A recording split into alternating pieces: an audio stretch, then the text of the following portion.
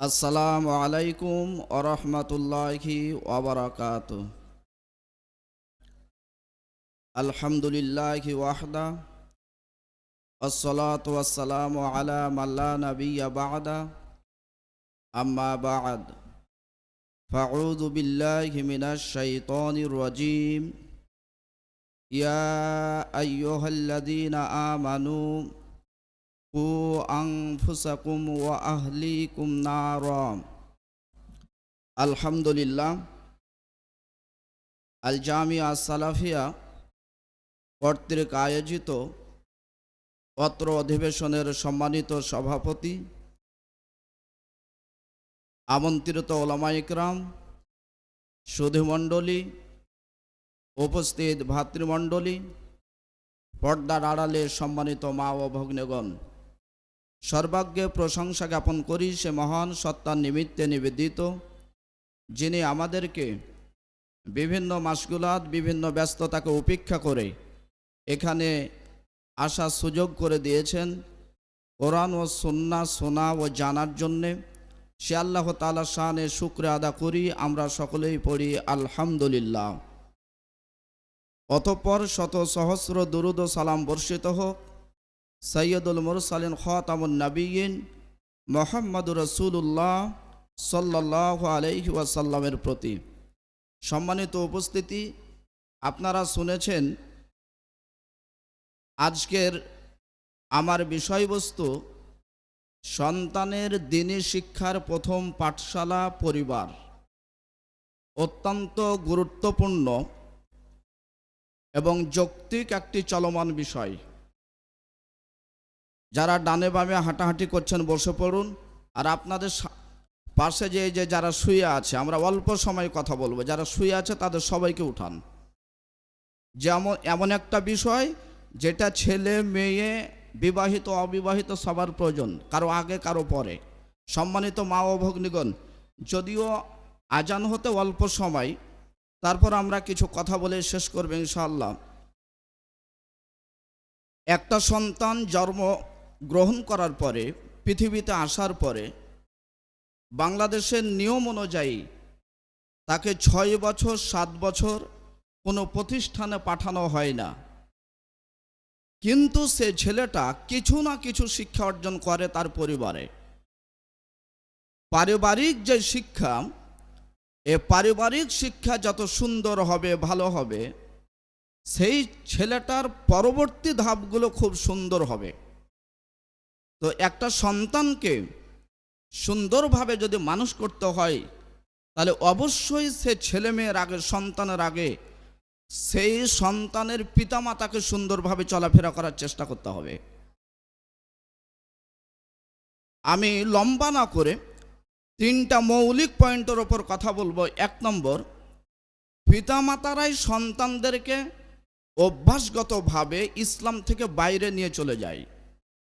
একজন সন্তানকে হারাম থেকে বেঁচে থাকার প্রশিক্ষণ ছোট থেকেই পিতামাতা তাকে দান করবে। আর সন্তানকে পারিবারিক মৌলিকভাবে কোন কোন শিক্ষাগুলি দেওয়া উচিত, সেগুলিও কিছুটা কথা বলেই আজকের কথা শেষ করবে ইনশাআল্লাহ। আল্লাহ রাব্বুল আলামিন তিনি বলছেন, ইয়া আইয়ুহাল্লাযীনা আমানু কু আনফুসাকুম ওয়া আহলিকুম নারা। বিশ্বাসীগণ, তোমরা নিজে জাহান্নাম থেকে বাঁচো এবং পরিবারকে জাহান্নামের আগুন থেকে বাঁচাও। তাহলে যে সুন্দর সন্তান পৃথিবীতে এসেছে, হোক সে ছেলে বা মেয়ে, অবশ্যই তাকে শিক্ষা দীক্ষা দিয়ে তাকে জাহান্নামের পথ থেকে জান্নাতের পথের দিশা আপনাকে আমাকে দিতে হবে। 1 নম্বর, লেখাপড়া প্রতিষ্ঠানে যে লেখাপড়া করবে সেটা পরে। তার আগেই পিতামাতা যদি সুন্দর না হয়, পিতামাতার চলাফেরা যদি ভালো না হয়, তাহলে ওই সন্তান দ্বীনি শিক্ষা থেকে বাইরে থাকবে। প্রমাণ, আল্লাহ রাসূল বলছেন, আনাবি হুরায়রা রাদিয়াল্লাহু তাআলা আনহু কল, আবু হুরায়রা রাদিয়াল্লাহু তাআলা আনহু বলেন, ক্বালা নবী সাল্লাল্লাহু আলাইহি ওয়াসাল্লাম, নবীজি সাল্লাল্লাহু আলাইহি সাল্লাম বলেছেন, কুল্লু মাউলুদিন ইউলাদু আলাল ফিতরাম ফাবওয়াহু ইউআব্বিদানিহি আয়ুনাসসিরানিহি আয়ুমাজ্জিসানিহি কামা তুনতিজুল বাহিমাতু বাহিমাতান জামআ। রাসূল সাল্লাল্লাহু আলাইহি সাল্লাম বলেছেন, প্রত্যেকটা সন্তান ইসলামের ওপর জন্মগ্রহণ করে, ইসলাম মানতে পারবে, ইসলামের বিধিবিধান পালন করতে পারবে, এমন ক্ষমতা দিয়ে, এমন যোগ্যতা দিয়ে দুনিয়াতে পাঠানো হয়। যেই ছেলেটা পৃথিবীতে এসেছে ওই ছেলেটা ইসলাম পালন করতে পারবে, সালাত আদা করতে পারবে, যাকাত দিতে পারবে, ভালো কথা বলতে পারবে, সত্য পথে চলতে পারবে, এমন যোগ্যতা দিয়েই তাকে পৃথিবীতে পাঠানো হয়। কিন্তু তার দুঃখজনক হলো সত্য, ফাবওয়াহু ইউহাব্বিদানিহি আয়ুনাসসিরানিহি আয়ুমাজ্জিসানিহি, কিন্তু তার পিতামাতা তাকে ইহুদি বানায়, তার পিতামাতা তাকে খ্রিস্টান বানায়, তার পিতামাতা তাকে অগ্নিপূজক বানায়। হাদিসের বিবরণে বোঝা যায়, যখন সন্তানটা জন্ম হয়েছে, পৃথিবীতে এসেছে, তখন পিতামাতা যদি ইসলামিক মাইন্ডে চলাফেরা করত, ছেলেটা ইসলামের দিক দিয়েই চলাফেরা করত। পিতামাতা যখন ইহুদির মতো চলেছে, সন্তান ইহুদির নিয়ম শিখেছে। পিতামাতা যখন খ্রিস্টানের নিয়মে চলেছে, সন্তান তখন খ্রিস্টানের নিয়ম শিখেছে। পিতামাতা যখন অগ্নিপূজকের নিয়মে চলেছে, তখন সন্তান অগ্নিপূজকের নিয়ম নীতি শিখেছে। একেবারে দেখেন, একটা মেয়ে, একটা মহিলা পর্দা করে চলে, হেজাব পরে চলে, তো তার ছোট বাচ্চা ছোট থেকেই তার মাকে, আমিও হেজাব পরব। একটা মহিলা 5 ওয়াক্ত সালাত পড়ে, পাশে ছোট বাচ্চা আছে, তো মহিলা যখন সলাতে যায়, 4 বছরের বাচ্চাটাও সলাতে সিজদা দিচ্ছে কেবলার দিকে। ওই তো ছোট বাচ্চা বুঝে না, ওই দিচ্ছে উত্তর দিকে মুখ করে সিজদা, কিন্তু মা যে সিজদা দিচ্ছে, এই জন্য এই সিজদা সেই বাচ্চা শিখছে। অপর পক্ষে একজন ডাক্তার, যাদেরকে আধুনিকতার নামে যারা বড় শিক্ষিত করেছেন, স্ত্রী যখন ওই কাপড় ফেলে, মাথার চুলের কাপড় ফেলে ডিজাইন করে বের হয়, তখন তার মেয়ে যেটা হয়েছে সেই মেয়েটা পোশাক কিনে আর ওই ডিজাইনে তার বের হয়। আজ থেকে 1500 বছর পূর্বে আল্লাহ নবী বলছেন যে পিতামাতা যেমন হবে তার বাচ্চা তেমনই হবে। কাজে যদি কেউ সন্তানকে ভালো মানুষ করতে চায়, তাহলে প্রথমে তাকে ভালো হতে হবে তার পিতা এবং মাতাকে। এসে শত শত প্রতিষ্ঠানে দিবেন, ওটা হবে না। প্রতিষ্ঠানে দিবেন, কিন্তু আগে পিতামাতাকে ভালো হতে হবে। পিতামাতা ভালো হলে সন্তান এমনি ভালো লাইনে যাবে। সারা পৃথিবীতে যত প্রতিষ্ঠান আছে, সকল প্রতিষ্ঠান মিলে যদি তাকে ফজরের সালাতে উঠাতে চাই, উঠা কঠিন হবে। কিন্তু বাড়ির যদি চূড়ান্ত নিয়ম থাকে যে ফজর আজান হলে স্বামী উঠবে, স্ত্রী উঠবে, বাপ উঠবে, মা উঠবে, বাচ্চা কাচ্চা উঠবে, তাহলে ওই বাড়িতে যে বাচ্চা জন্মগ্রহণ করেছে স্বাভাবিক শিখবে যে ফজর আজান হলে ঘুম থেকে জাগতে হয়। সম্মানিত মা ও ভগ্নীগণ, এতদিন পর্যন্ত যুবক ছিলেন, এতদিন পর্যন্ত যুবতী ছিলেন, মদ গাঁজা খেয়ে বেড়াতেন, ঠিক আছে। এখন আপনি বিবাহ শাদী করেছেন, এখন আপনার বিবাহ হয়েছে, এখন যদি মনে করেন বাচ্চাকে ভালো করব, এই জিনিস আগে নিজে টিপা বন্ধ করেন। আপনি যদি এই জিনিস টিপাতে অভ্যস্ত হন, আপনার বাচ্চা এই জিনিস টিপবে। আপনি যদি সিগারেট খান, আপনার বাচ্চা সিগারেট খাবে। আপনি যদি গান শুনেন, আপনার বাচ্চা গান শুনবে। আপনি যদি সালাত না পড়েন, আপনার বাচ্চা সালাত ছেড়ে দিবে। কথা বলছেন বিশ্বনবী মুহাম্মদুর রাসূলুল্লাহ সাল্লাল্লাহু আলাইহি ওয়াসাল্লাম। তাহলে এই হাদিস থেকে আমরা এতটুকু জানলাম যে সন্তানের যে পাঠশালা, যেটা প্রথম দিনী শিক্ষার সূচনা, সেটাই হবে পরিবারে। কিন্তু এখন অনেক পরিবারে দেখা যায় উল্টো পাল্টো। আপনি পিতা, আপনি সিগারেট খান, তো সিগারেট খাচ্ছেন, আপনার ছেলেটা দেখতে পাচ্ছে যে আমার বাপ সিগারেট খায়, কিন্তু আপনাকে কিছু বলে না। আপনি গোপনে খান বা সাক্ষাতে খান, কিন্তু ওই যে সিগারেটের পিছনটা ফেলে রেখেছেন, ছেলে দেখছে দেখছে, যখন সে একটু বড় হলো, সে জানে আমার বাপ সিগারেট খায়, ওই একদিন সিগারেট ধরেছে, কারণ তার কোনো ধাক্কা নেই, কারণ সে জানে আমার বাড়িতে সিগারেটের নিয়ম চলমান। কিন্তু যখন বাড়িটা এরকম গতি থাকবে, তখন গতির পরিবর্তন থাকবে, তখন আপনার ছেলে সিগারেটে হাত দেওয়া কঠিন আছে। তাহলে আমরা এখান থেকে জানলাম যে দ্বীনি শিক্ষার প্রথম পাঠশালা হলো পরিবার। এটা যেমন সত্য, তেমন ছেলে মেয়েকে দ্বীনি শিক্ষা প্রথম পাঠশালা পরিবারে দিতে হলে আগে পরিবারের পিতামাতাকে সঠিক পথের উপর টিকে থাকতে হবে, এটাও তেমন সত্য। সম্মানিত উপস্থিতি, তাহলে ইসলামিক নিয়ম কানুনের বিষয়ে ছেলে মেয়েকে শিক্ষা দেওয়ার জন্য পিতামাতাকে অবশ্যই সেই নিয়মের ওপর টিকে থাকার চেষ্টা করতে হবে। দ্বিতীয় নম্বর, আপনার সন্তান যেন হারামের দিকে না যায়, এই জন্য ছোট থেকে তাকে ওই বিষয়ে অনুশীলন করাবেন, বুঝাবেন, জানাবেন যেন হারামের দিকে না যায়। যদিও ছোট বাচ্চা শরীয়তের মোকাল্লাফ নয়, শরীয়তের বিধান তার ওপর আসেনি, তখন থেকে আপনি প্র্যাকটিস করাবেন যাতে করে সে হারাম খাদ্যে না যায়। প্রমাণে দেখেন, হাসান ইবনে আলী রাদিয়াল্লাহু তাআলা আনহু তিনি বলছেন যে হাসান রাসূল সাল্লাল্লাহু আলাইহি সাল্লামের নাতি যখন একটা সাদাকার খেজুরের মধ্যে একটি খেজুর মুখে দিয়ে দিলেন, ছোট বাচ্চা তিনি বুঝতে পারেননি, তো যেমনই মুখে দিয়েছেন তেমনই আল্লাহ রসুল বলছেন, হাসান তুমি করলে কি, ছি, এই খেজুর বের করো, এই খেজুর বের করে ফেলো। তার মুখ থেকে বের করা হলো এবং তিনি বললেন যে আমরা কেউ সাদাকা খাই না। যত হারামের সাথে যুক্ত আছে বিষয়, সেই বিষয়গুলিকে ছেলেকে আগে থেকে শেখাতে হবে যে এটা হারাম, এটা নিতে হবে না, এটা হারাম, এখানে যেতে হবে না, এটা চলবে না, এগুলি বোঝাতে হবে। এখন যদি দেখা যায় যে ছেলেকে শেখাবেন কি আপনি নিজে হারাম চাকরির সাথে জড়িত আছে, তাহলে ওই পরিবার থেকে ছেলে মেয়ে সন্তান হারাম থেকে বিরত থাকবে না।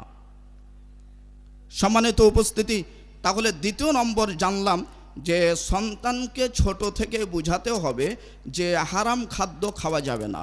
আলী রাদিয়াল্লাহু তাআলা আনহুর সন্তান হাসানের মুখ থেকে আল্লাহ রসুল খেজুর বের করে ফেলে দিলেন। আল্লাহ রসুল তো এভাবে বলতে পারতেন যে আচ্ছা আচ্ছা আর পরবর্তীতে আর খাবা না, কিন্তু না, যাতে বাচ্চাটা একেবারে শিখে নেই যেটা চলবেই না খাওয়া, এই জন্য মুখ থেকে তিনি বের করে ফেলে দিলেন। আপনার একটা সন্তান অন্যের একটা পুকুর থেকে বিনা অনুমতিতে মাছ ধরে নিয়ে চলে এসেছে, তা আপনি বললেন কেন মাছ নিয়ে এসেছো? আপনি যখন শক্ত হয়ে বলবেন মাছ ফিরিয়ে দিয়ে আসো, বিনা অনুমতিতে তার পুকুর থেকে মাছ ধরলে কেন, এটা হারাম হবে। যখন বাচ্চাটা ওই মাছটা ফিরিয়ে তার বাসাতে আবার দিতে যাবে, তখন বাচ্চাটা মনে মনে বলবে আর জিন্দেগিতে আমার বাড়িতে এরকম ধরনের মাছ আনা যাবে না। কিন্তু যখন আপনি আপনার সন্তানকে বলবেন কোথায় মাছ পেয়েছো, ভালোই তো মাছটা ধরতে পেরেছো, এলা স্বাদের মাছ, রুই মাছ খুব স্বাদ মাছ, তো ছেলে ভাববে যে আর একটু চেষ্টা করতে হবে, আগামীকালকে ডবল আনতে হবে, এটা ভাববে। অথবা এইটা যেমন চলবে না, এই বাক্য বলতে পাবেন না, ছেলে আজকে নিয়ে এসেছো, আগামীকালকে থেকে মাছ আনতে যাবে না, এটা হারাম, এটাও হবে না, মাছ ফিরিয়ে দিতে হবে। আল্লাহ রসুল বললেন না যে হাসান খেজুরটা মুখে দিয়েছ, খেয়ে নাও, এরপরে আর খেজুর খাবে না, এরকম সরাসরি রসুল মুখ থেকে বের করে দিলেন। কথা স্পষ্ট হচ্ছে তো? তাহলে আপনি যখন আপনার সন্তানকে এভাবে শিক্ষা দিবেন হারামের বিষয়ে, তখন আপনার সন্তান অবশ্যই এই বিষয়গুলি থেকে বিরত থাকবে। তার মৌলিকে বুঝতে পারছি যে ছেলে মেয়েকে ভালো করতে হলে, সুন্দর করতে হলে তার প্রথম পাঠশালায় পরিবার, তবে এটাকে নিয়ন্ত্রণ করতে হবে তার পিতামাতার মাধ্যমে। এখন অটোমেটিক আলোচনাতে বোঝা যাচ্ছে মা যদি বুকের ওড়না ফেলে চলে, তার মেয়েও বুকের ওড়না ফেলে চলবে। বাপ যদি চোর হয়, ছেলেও চুরির পথে যাবে। বাপ যদি সিগারেট বিড়ি খায়, ছেলেও সিগারেট বিড়ি খাবে। আল্লাহ রসুলের স্পষ্ট হাদিস বিশ্লেষণ কম করি, আমরা আরেকটু সামনে আগাই, যেহেতু তার 5-7 মিনিট আছে, যে ছেলেদেরকে দ্বীনি শিক্ষা দেওয়ার জন্য মৌলিকভাবে কি কি কথাগুলি বলতে হবে। সূরা লোকমান হাকিম তার সন্তানদেরকে কি ওসিয়ত করেছিলেন, বাচ্চাকে সুন্দর রাখার জন্য, দ্বীনি পথে রাখার জন্য কি বলেছিলেন। 1 নম্বর তিনি বলছেন, ইয়া বুনাইয়া লা তুশরিক বিল্লাহ। লোকমান হাকিম তার সন্তানকে বলছেন, হে বৎস, হে স্নেহের ছেলে। বুনাইয়া শব্দের যদি বিশ্লেষণ করতে যাই যে বুনাইয়া শব্দ কেন আসলো, তাহলে এখানে গ্রামার হিসাবে একটা বিশদ ব্যাখ্যা আছে, তো অতটুকু যার প্রয়োজন নেই। লোকমান হাকিম বলছেন, ইয়া বুনাইয়া লা তুশরিক বিল্লাহ, হে স্নেহের ছেলে বৎস, তুমি কোনোভাবে আল্লাহর সাথে শরীক স্থাপন করো না। আপনার সন্তানকে সর্বপ্রথম যেটা আপনি শেখাবেন সেটা হলো 1 নম্বর দ্বীনি জ্ঞান যেটা দিবেন সেটা হচ্ছে যে তুমি আল্লাহর সাথে কাউকে শরীক স্থাপন করিও না। কিন্তু দুঃখজনক, আপনি ছেলেকে কিভাবে বলবেন যে আল্লাহর সাথে শরীক করিও না? বাংলাদেশের যতগুলি শিরকের জায়গা আছে প্রত্যেকটা জায়গাতে আপনি পিতা হয়ে সেই শিরক কাজ করার জন্য আপনি দায়িত্ব নিয়েছেন, তাহলে ছেলেকে কিভাবে শিখাবেন যে শিরক করতে পারা যাবে না? আজকে বাংলাদেশে ছেলেকে শিখানোর উচিত ছিল যে আল্লাহর সাথে শরিক করা যায় না, অথচ আপনি নিজে ছেলেকে মিছিল মিটিংয়ে নিয়ে যে বলেছেন যে জনগণ সকল ক্ষমতার উৎস, তাহলে ছেলে কিভাবে শিরিক থেকে মুক্ত থাকতে পারে? আপনার উচিত ছিল শরীয়তের জ্ঞান দেওয়া, আল্লাহর জ্ঞান দেওয়া, অথচ আপনি নিজে বক্তব্যতে কোটি কোটি মানুষ বলে দিলেন যে আমি শরীয়তের আইনে বিশ্বাসী নয়। তাহলে যে পিতা বলতে পারে আমি শরীয়তের আইনে বিশ্বাসী নয়, তার ছেলে সন্তান, তার মেয়ে সন্তান কিভাবে ইসলামের দিকে আসতে পারে? এই জন্য আগে পিতামাতাকে ঠিক করতে হবে। যে বিষয় দিয়েছেন তদন্ত সাপেক্ষে গবেষণা করে যদি কথা বলা যায়, বাংলাদেশের যারা শিক্ষামন্ত্রী, যারা শিক্ষার পোস্টে বসে আছে, যারা আইনের পথে বসে আছে, তাদেরকে আবারও শুরু থেকে শিক্ষা অর্জন করা লাগবে। এই জন্য বাংলাদেশের বৃহৎ মানুষেরা শিরকের সাথে যুক্ত আছে। আল্লাহ নবী তাই বলছেন, লোকমান হাকিম তাই বলছেন, প্রথম শিক্ষা দিতে হবে সন্তানকে যে তুমি শরিক করিও না। কিন্তু পিতা কিভাবে শরিকের নির্দেশ করবে, নিষেধ করবে? সে নিজেই শিরকের সাথে জর্জরিত, নিজেই লোকজনকে শিরকের মধ্যে নিচ্ছে। কথা বলতে বলতে যে বলছে আমি শরীয়তের আইনে বিশ্বাসী নয়। আবার কেউ বলছে মানুষকে মূল্যায়ন করব, ধর্মকে মূল্যায়ন করব না, মানুষকে মূল্যায়ন করব। আর ওই লোকগুলির পিছনে যারা থাকবে তারাও সেই দায় নিয়ে কিয়ামতের মাঠে উঠতে হবে। সম্মানিত উপস্থিতি, লোকমান হাকিম তার সন্তানকে বলছেন, ইয়া বুনাইয়া লা তুশরিক বিল্লাহ, হে বৎস তুমি আল্লাহর সাথে শরিক স্থাপন করিও না। আপনার বাচ্চা যখন ছোট অবস্থায় 3 বছর 4 বছর, তখন আপনার বাচ্চা বলছে আজকে অমুক দিবস আছে, ওই দিবসে যাব, অমুক জায়গাতে এই জিনিস করব, অমুক জায়গাতে 1 মিনিট দাঁড়িয়ে থাকব, নীরবতা পালন করব, কোনো আওয়াজ করব না। তখন আপনাকে পিতা হিসাবে বলতে হবে, না আব্বু ওই অনুষ্ঠানে যেতে হবে না, ওটা হলো শিরকি অনুষ্ঠান, ওটা হলো বেদাতি অনুষ্ঠান। কিন্তু ছেলেকে কি বলবেন? আপনি নিজে ছেলেকে বলছেন তোমার হুঁশ নাই, সকালে এখন পর্যন্ত প্যান্ট শার্ট পরনি, জানো না আজকে এই অনুষ্ঠানের দিন? তাহলে কিভাবে পিতার কাছে শিখবে? লোকমান হাকিম দ্বিতীয় উপদেশ দিচ্ছেন, ইয়া বুনাইয়া ইন্নাহা ইন তাকু মিসকালা হাব্বাতিন মিন খরদাল। এইভাবে তিনি বলতে যে বলছেন, হে বৎস তুমি জেনে রাখো আল্লাহর ক্ষমতা সম্পর্কে, যদি প্রস্তর মধ্যে, পাথরের মধ্যে, পৃথিবীর আকাশ জমিনের মধ্যে যেখানে হোক না কেন অনপরিমাণ জিনিস যদি লুকিয়ে থাকে, সেটাও আল্লাহ কিয়ামতের দিন উপস্থিত করবেন। কাজেই তুমি যেখানে থাকবে, প্রকাশ্যে থাকো, গোপনে থাকো, যেখানে যেভাবেই থাকো, সকল প্রকার পাপ থেকে বেঁচে থাকো, কারণ আল্লাহ তোমার সব কিছু দেখেন, সব কিছু শুনেন। এইভাবে সন্তানকে বলতে হতো। কিন্তু আপনি বললেন কি যে এই তুই যখন বোর্ডে গেছিস সবার সামনে কেন চাউল নিয়েছিস? চাউলের বস্তা লোকজন খারাপ বলবে না? এগুলা জনগণের চাউল, এলা ভোটের চাউল, কেন নিয়েছিস? রাত্রিবেলা নিয়ে আসবি। যে রাত সম্পর্ক উচিত ছিল আল্লাহকে শেখা, সেখানে পরিবেশ উল্টে বলছেন রাতে চুরি কর। আর আপনারা কষ্ট নেবেন না, কথা বলতে গেলে কিছু কথা চলে আসে যে বাংলাদেশে যেগুলো চূড়ান্ত সমস্যা সেগুলো কিন্তু স্বাভাবিক পাবলিকের সাথে যুক্ত নয়। যেগুলো চূড়ান্ত বাংলাদেশের সমস্যা, যেগুলো একজনের সাথে নয় একাধিক জনের সাথে যুক্ত আছে, সেগুলো সব হলো শিক্ষিত বড় বড় ডিগ্রিধারী মানুষের সাথে।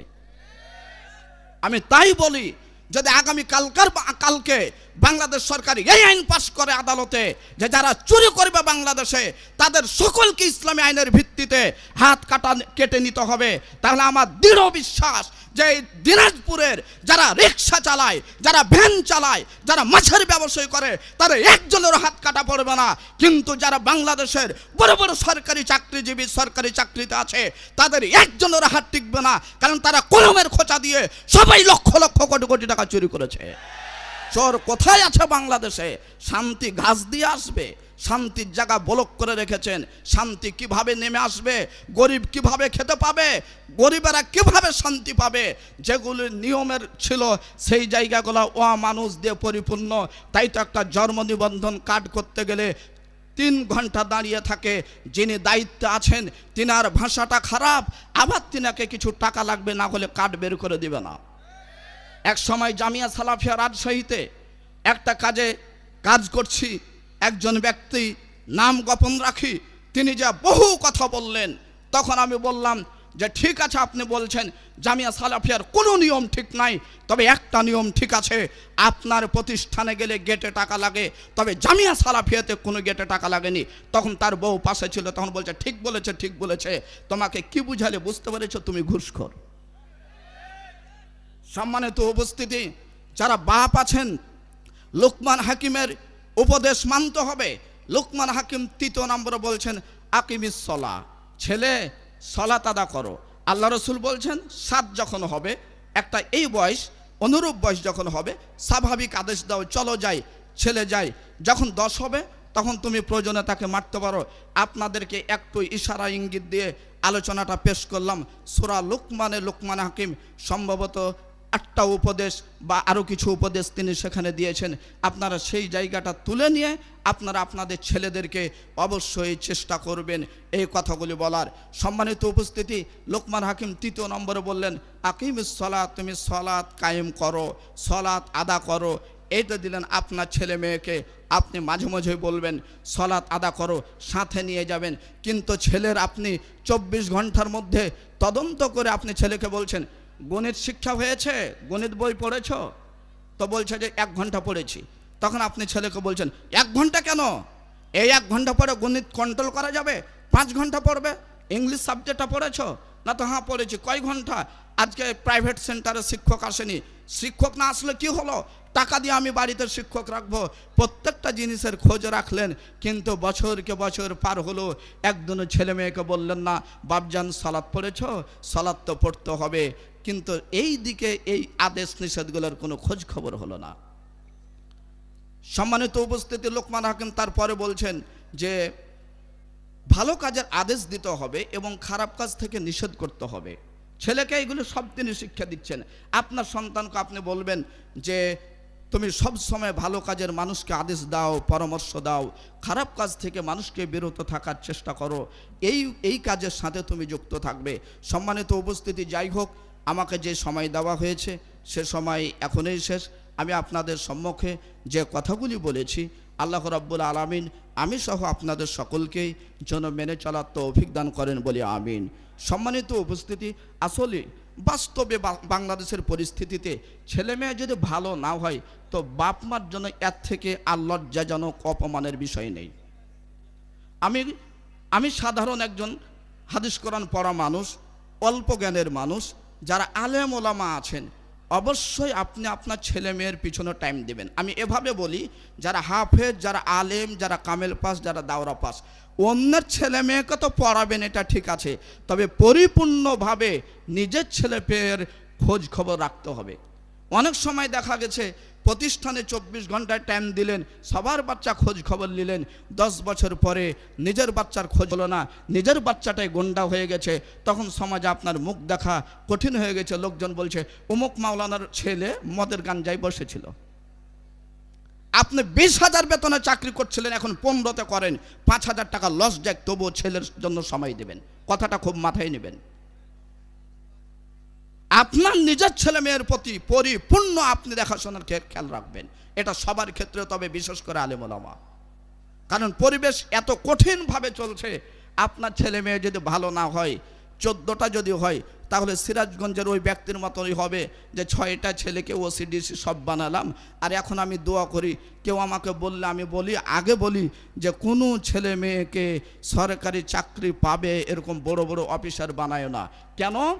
উনি যা পাওয়ার, যা যা সাজা শাস্তি পাওয়ার তাই পেয়েছে।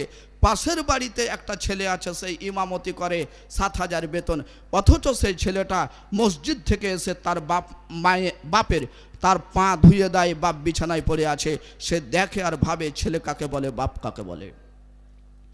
এই জন্য হিসাবে ভুল করবেন না, নিজ ছেলে মেয়েকে আগে মানুষ করার চেষ্টা করেন। ওই ফরিদপুর, ঢাকা, এখানে ওখানে যাচ্ছেন, যেতে হবে, তবে ছেলে মেয়ের অবশ্যই খোঁজ খবর রাখতে হবে। আল্লাহ রাব্বুল আলামিন আমাদের সকলকে যেন জেনে বুঝে আমল করার তৌফিক দান করেন, সকলে পড়ি আল্লাহুম্মা আমিন। পরবর্তীতে কোনো সময় দেখা হলে আবারও কথা হবে ইনশাআল্লাহ। আল্লাহ রাব্বুল আলামিন যে কথাগুলি বলার সুযোগ দিয়েছেন, আমি সহ আপনাদের সকলকে যেন আমল করার তৌফিক দান করেন। যে জায়গায় বসে আছি, যে জামিয়া সালাফিয়ার বাউন্ডারিতে বসে আছি, আল্লাহ যেন এই প্রতিষ্ঠানকে সপ্ত আকাশের ওপর কবুল করেন এবং এখান থেকে যেন দেশ ও দেশের বাইরে সর্ব জায়গায় সঠিক দিনের কথাগুলো পৌঁছানোর আমাদের আপনাদের সকলকে তৌফিক দান করেন বলে আমিন। পরিশেষে দোয়া করি, আল্লাহ যেন আজকের আমাদের আসা যাওয়াকে জান্নাতে যাওয়ার ওসিলা হিসাবে কবুল করেন বলে আমিন। এখান থেকেই আমি আমার আমার আলোচনা শেষ করছি। সুবহানাক আল্লাহুম্মা ওয়া বিহামদিকা আশহাদু আল্লা ইলাহা ইল্লা আনতা আস্তাগফিরুকা ওয়া আতুবু ইলাইক। আসসালামু আলাইকুম ওয়া রাহমাতুল্লাহ।